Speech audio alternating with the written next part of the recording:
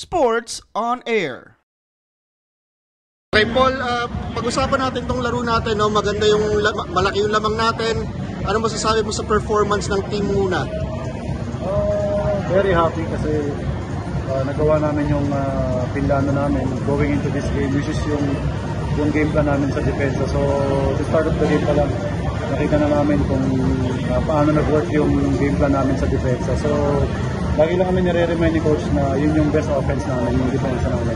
Okay, ngayon yung chemistry natin sa import natin, sa Tyler Bay, kamusta naman? Tingin nyo ba marami pa kayong mailalabas kapag lalo nagkaroon ng chemistry kayo with Tyler Bay? Lumalim pa yung samahan namin.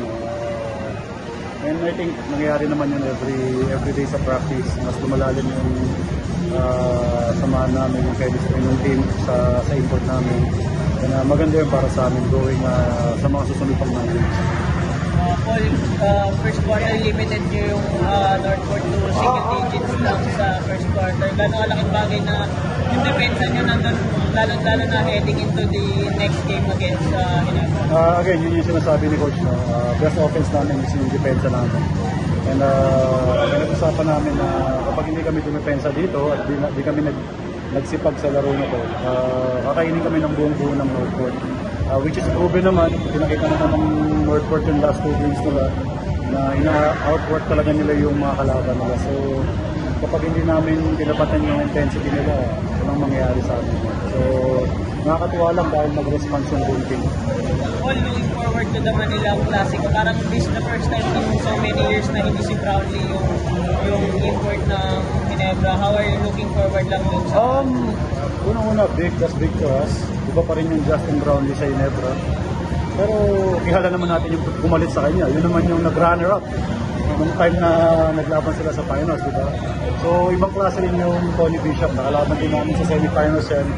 At alam naman namin na proven din yung import na yun. At again, kahit walang import yung Ginebra, kaya kaming tapatan yan. Kasi kompleto rin naman sila sa size eh. May mga wingman sila na malalaki na kaya magbantay ng 3 and 4 na makakapatid sa import namin.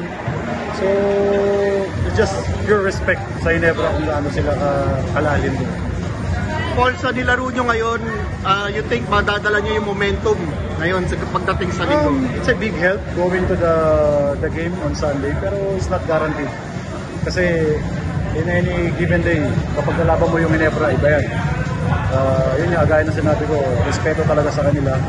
And of course, nasa kanila yung Milias coach, si Coach Tim, and yung mga local nila, sanay na talaga sa isa't isa. Kaya medyo mahirap talaga kalaban yung Ginebra. Habang mainit ang mga laban sa ating mga paboritong liga, mag-register sa 1xBet. Pwede nyo gamitin ang inyong browser or ang cellphone, mapa-Android man o iOS. Gamitin lang ang inyong mobile number at huwag kalimutan ilagay sa promo code ang 1x on air. Kapag ginawa nyo yan, pwede kayong magkaroon ng bonus up to 7,000 pesos. Pwede nyo gamitin ang GCash account nyo para makapag-deposit or mag-cash out. Simple lang, di ba? Kaya mag-register na sa 1xBet. Thank you for watching. Click the subscribe button and ring the bell to be notified with our latest videos.